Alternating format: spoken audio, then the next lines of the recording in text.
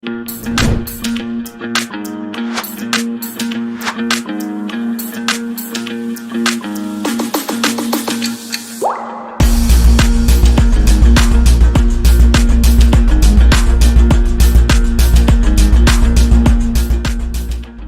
to Meet Magento 2020 dan terima kasih atas kehadiran Bapak Ibu semua dalam acara Meet Magento Indonesia 2020.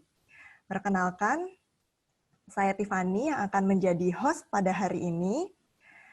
Dan tidak perlu berlama-lama lagi, kita akan segera memasuki sesi pertama yang akan dibawakan oleh Bapak Roy Mandey selaku Ketua Umum Asosiasi Pengusaha Retail Indonesia atau akrab disebut dengan APRindo. Berikut adalah video profil tentang Bapak Roy.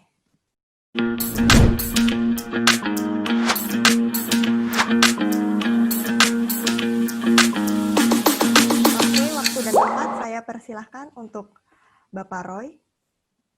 Baik. Ya, terima kasih.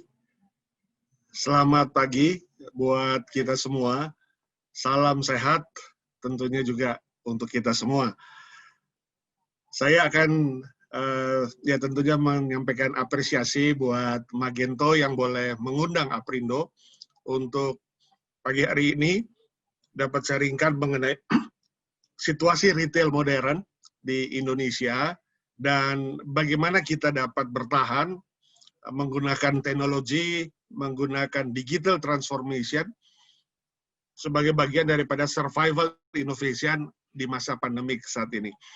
Ya, mungkin langsung saya akan sharingkan bahan yang dapat saya bagikan bagi Bapak Ibu Saudara sekalian. Ya, izin host untuk saya sharingkan. Ya, bisa Pak. Oke. Ya, jadi pagi hari ini saya akan menyampaikan seperti tadi, di awal saya sampaikan bahwa dari Asosiasi Pengusaha Retail Indonesia akan mengupdate situasi retail dan sekaligus juga apa yang tentunya menjadi hal-hal yang perlu dilakukan di masa pandemik atau masa seperti sekarang ini. Judulnya adalah bagaimana kita meredesain Indonesia Modern Retail, ya.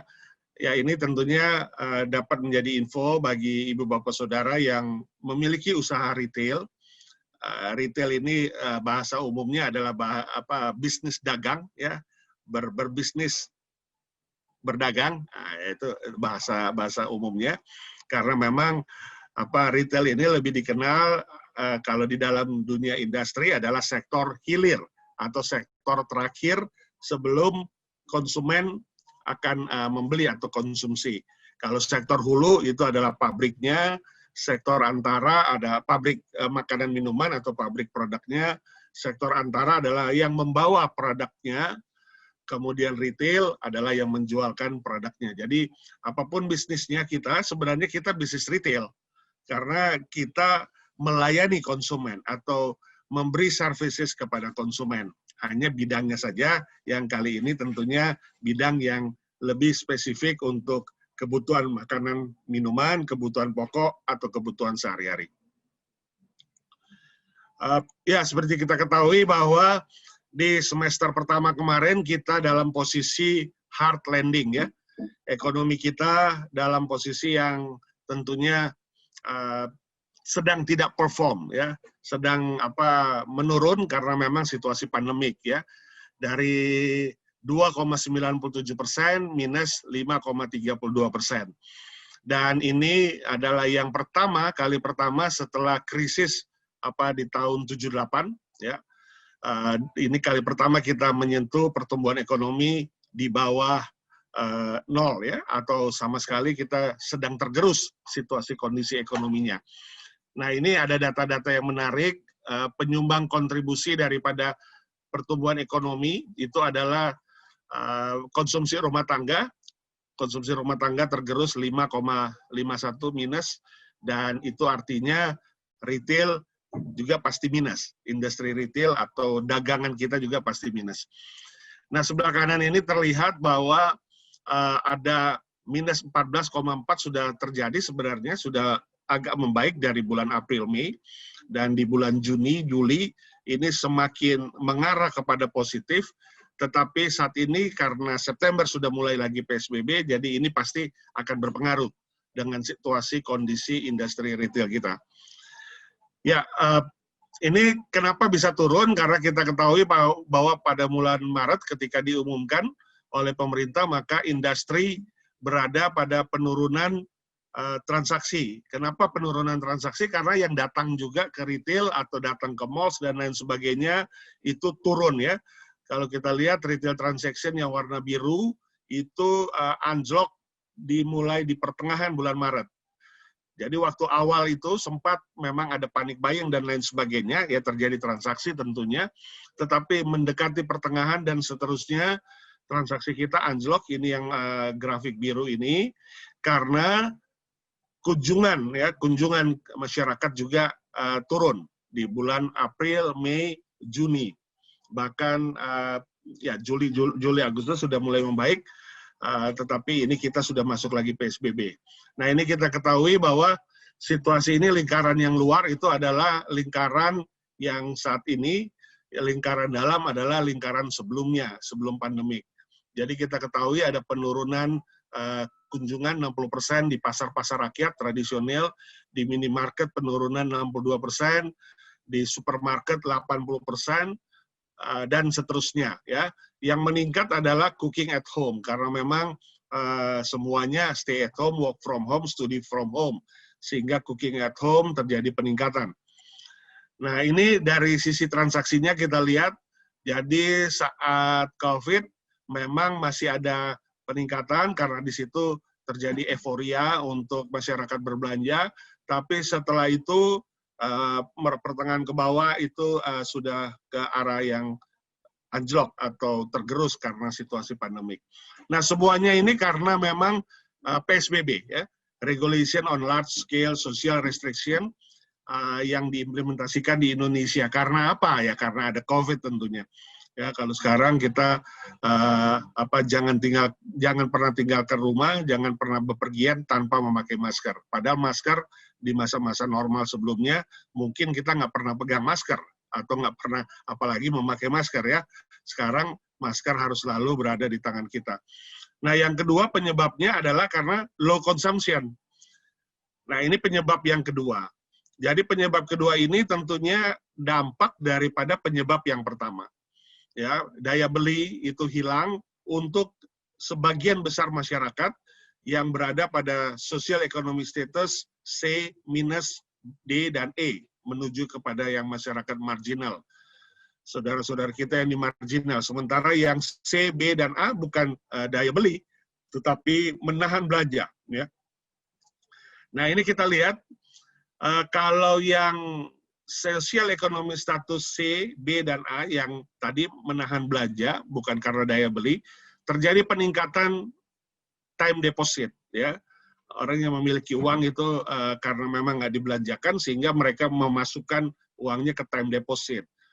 Atau juga memasukkan ke investasi. Ya. Kita lihat ada peningkatan dari tahun ke tahun, year on year, 2019 ke 2020, yang cukup signifikan walaupun tidak besar, tapi terjadi peningkatan. Ya tentunya matriks utama saat ini adalah tetap masih kesehatan, bantuan sosial, padat karya, dan juga relaksasi aturan. Karena inilah yang menggerakkan ekonomi di saat pandemik saat ini. Nah sudah banyak biaya-biaya atau alokasi dana untuk pemulihan ekonomi nasional, kita harapkan ini semakin meningkat. Ya. Saat ini informasi sudah mendekati angka 40%. Ya. Penyerapan dari dana ini sehingga dana alokasi ini dapat menggerakkan ekonomi terutama dengan mendukung bantuan-bantuan tunai untuk masyarakat memiliki daya beli. Nah, kemudian apa berikutnya yang harus dilakukan oleh setiap kita retail dengan melihat situasi seperti ini? Nah, nggak ada jalan lain yaitu kita harus melakukan digital transformation.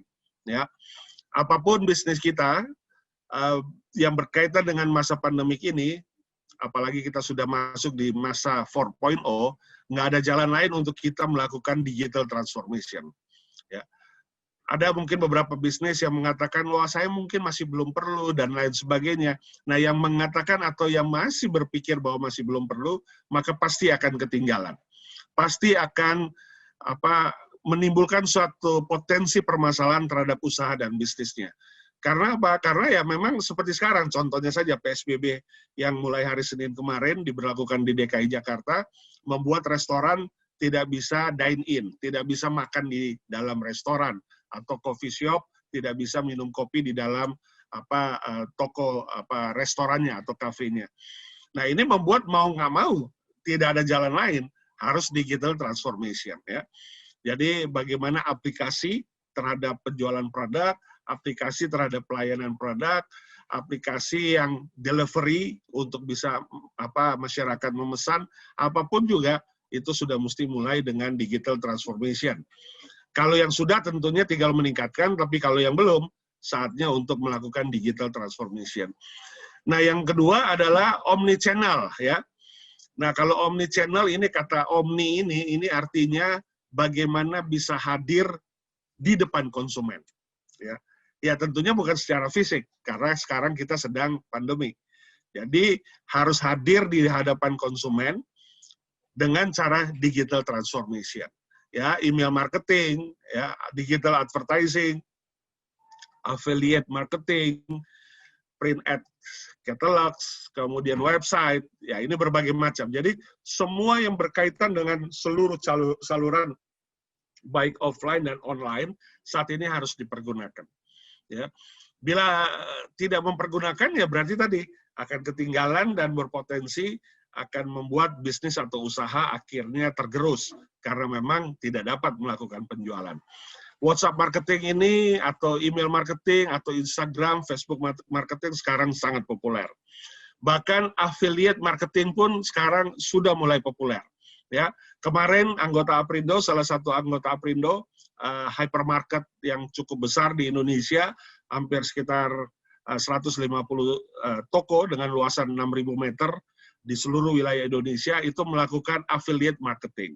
Ya, bekerja sama dengan salah satu penyedia e-commerce Indonesia di Indonesia, bukan asli Indonesia, tetapi berbisnisnya di Indonesia, kemudian memasukkan semua produk yang ada di toko ke dalam e-commerce tersebut, ya, ke dalam marketplace tersebut. Nah, dengan harapan tokonya itu, isi tokonya itu dapat dilihat ketika orang membuka aplikasi daripada e-commerce tersebut. Karena sekarang orang di rumah tentunya lebih banyak browsing, lihat televisi, internet, WhatsApp, dan lain sebagainya. Nah, ini berarti kan sama saja. Kita menghadirkan toko di depan konsumen, walaupun konsumennya tidak datang ke toko atau kita tidak langsung membawa barangnya ke konsumen. Tetapi affiliate marketing ini akan sangat berfungsi memanfaatkan jaringan offline masuk ke dalam jaringan online. Ya. Dan ini win-win karena otomatis ada merchant discount rate yang terjadi bagi si penyedia online, si provider online, dan ada bisnis yang bergerak sebagai tambahan lini atau tambahan distribusi channel dari si online atau e-commerce bisnis tersebut. Jadi ini yang akan semakin ramai, semakin ke depan akan semakin meningkat. Yang ketiga adalah survival innovation, ya, yang tentu harus disurvive, ya, bicara mengenai bagaimana harga, ya, harga sekarang sudah deflasi, artinya harga semakin turun karena demand-nya tidak ada.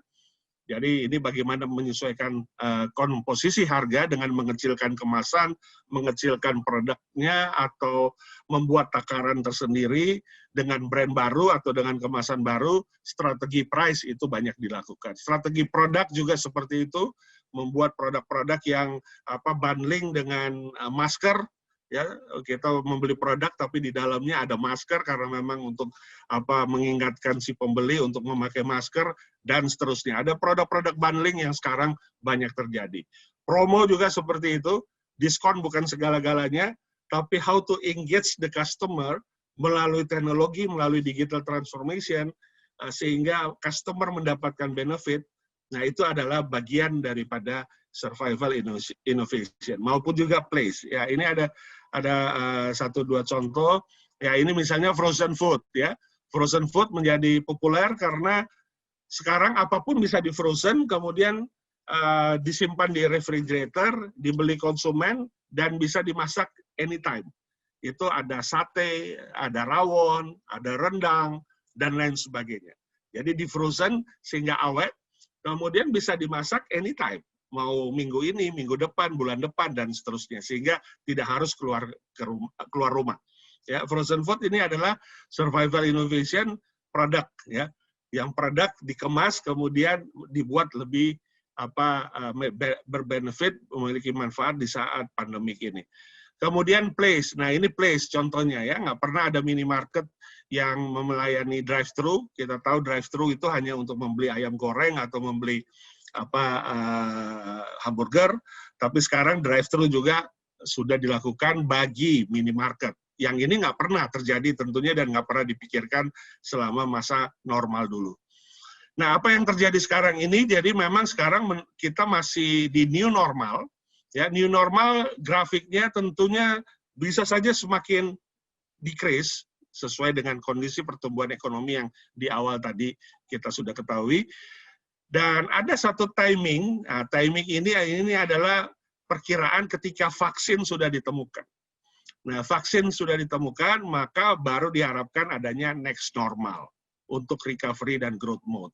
Jadi bagaimana pentingnya kita melakukan survival melalui teknologi digital transformation dan lain sebagainya untuk mempertahankan bisnis retail kita atau UMKM kita, produk kita atau jasa kita.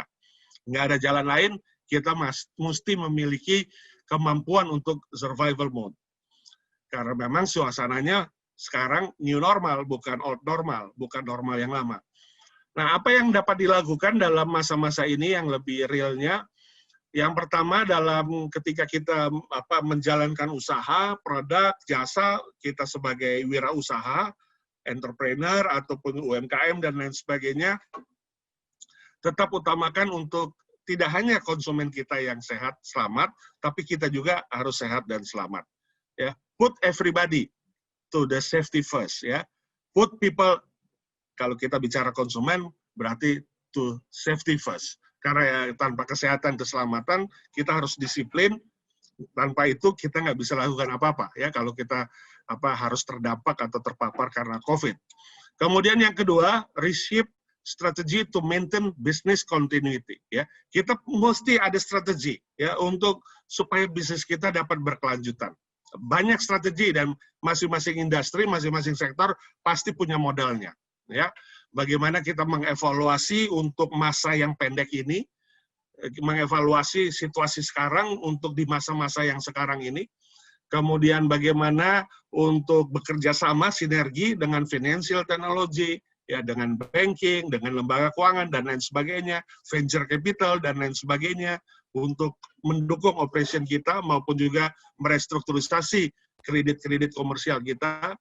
Kemudian yang menciptakan alternatif supply, artinya inventory, kalau kita berbisnis retail, kita harus jaga inventory kita supaya tidak berlebihan karena itu akan menimbulkan cost dan piutang kita yang semakin bertambah. Kemudian juga melakukan hal-hal yang sifatnya terobosan. Ya, terobosan tidak hanya domestik, tapi juga bisa juga untuk bagaimana memikirkan kita go export. Ya.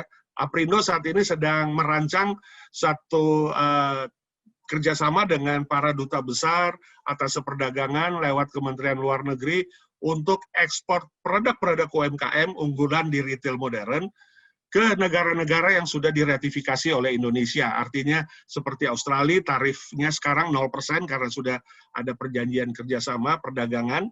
Kemudian juga beberapa negara lainnya, kita ingin eksporkan UMKM yang unggul di retail modern, yang sudah masuk ke toko-toko anggota Aprindo, kemudian kita dorong untuk ekspor, sekaligus kita bukakan tokonya di negara tersebut. Ya, karena retail itu berbicara mengenai gerainya atau store-nya, supaya bisa berdagang produk-produk dari UMKM kita. Nah, ini kita sedang kolaborasi, mudah-mudahan di akhir tahun ini sudah terrealisir, ada 1-2 negara, produk-produk UMKM-nya kita bawa, dan sekaligus kita ada di dalam satu store yang tentunya tidak besar, store yang 100-200 meter persegi, yang berisikan produk-produk khas Indonesia. Kemudian yang ketiga, build resilience. Nah, resilience menjadi satu kata yang populer saat pandemik ini. Resilience bahasa mudanya adalah seperti pegas. Ya, kita gampang sekali untuk fleksibel, bukan kaku. Kalau kaku sekarang sama sekali nggak bisa berbuat apa-apa. Kita perlu memodifikasi, kita perlu meredesain, kita perlu fleksibel. Artinya terbuka dengan kerjasama, terbuka dengan sinergi, apalagi untuk menyerap satu teknologi. Resilience, to be resilience, ini menjadi sangat penting di dalam masa pandemik ini. Dan yang lainnya adalah bagaimana kita tetap menjaga equity kita, kemudian stakeholders kita, dan lain sebagainya. Ini kaitan dengan masalah-masalah internal. Dan juga kelima, mengikuti langkah-langkah pemerintah melalui asosiasi dan lain sebagainya yang menjadi fasilitator kepentingan pelaku usaha kepada pemerintah. The one good thing caused by COVID is innovation. There is no other way. Ya, jadi the pandemic has exposed the need to invest the new ways of thinking. Ya, saatnya untuk kita redesign, rethinking kembali mengenai upaya dan usaha kita. Innovating where it is needed most for all sectors. Ya, innovating, ya, innovating by the digital. Saat ini yang menjadi bagian untuk kita survive. Nah, beberapa kesimpulan adalah tetap jaga dan kesehatan, keselamatan. Kitanya yang harus disiplin juga, dan kita mendisiplinkan masyarakat, mengingatkan kepada setiap siapa saja, kalau nggak pakai masker, harus sekarang pakai masker, jaga jarak, dan jaga kesehatan, atau mencuci tangan. Mencuci tangan itu bukan soal mencuci tangan saja, tapi menjaga kesehatan juga.